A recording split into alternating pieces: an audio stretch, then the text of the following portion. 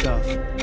That's the thing you want to hit, right? नमस्ते दोस्तों, स्वागत है आपका हमारे चैनल पर। आज हम बात करेंगे एक ऐसे टॉपिक पर जो मिडिल ईस्ट में बड़ी हलचल मचा सकता है, यानी कि डोनाल्ड ट्रंप का फिर से अमेरिका का राष्ट्रपति बनना और इसका ईरान पर क्या असर पड़ेगा।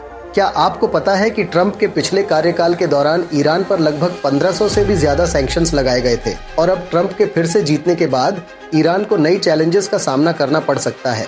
तो चलिए ईरान की काउंटर स्ट्रेटजीज को डिटेल में समझते हैं। सबसे पहले थोड़ा बैकग्राउंड में चलते हैं। 2018 में ट्रंप ने न्यूक्लियर डील, जिसे joint comprehensive plan of action JCPOA भी कहा जाता है, से अमेरिका को विथड्रॉ किया था। इसके बाद अमेरिका ने ईरान पर मैक्सिमम प्रेशर पॉलिसी लागू की।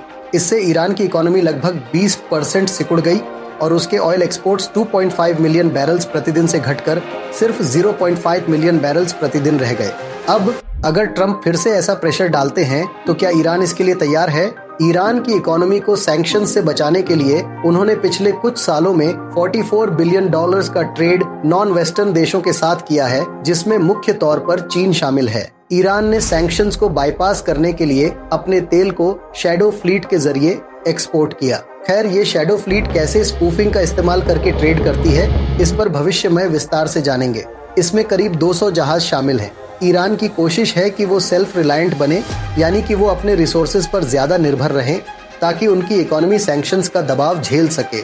चीन और भारत जैसे देशों के साथ व्यापार बढ़ाने से ईरान को एक इकोनॉमिक कुशन मिल रहा है, जिससे वो सरवाइव कर सकता है। अब बात करते हैं रीजनल अलायंसेस और प्रॉक्सी वॉरफेयर की। ईरान ने अपने एलाइज जैसे कि सीरिया, लेबनान में हिजबुल्लाह और इराक के मिलिशियाज के साथ मिलकर एक रीजनल नेटवर्क तैयार किया है। 2019 में ईरान ने इराक में करीब 40 मिलिशियाज को अपना समर्थन दिया और लेबनान में हिजबुल्लाह के पास करीब 130,000 से ज्यादा रॉकेट्स का आर्सेनल है। ये प्रॉक्साइज ईरान की स्ट्रेंथ हैं, जो उसे एक डायरेक्ट वॉर से बचाते हैं और इनडायरेक्ट तरीके से जवाब देने का मौका देते हैं। ईरान अपने न्यूक्लियर प्रोग्राम को भी एक डिप्लोमेटिक लेवरेज की तरह यूज कर रहा है।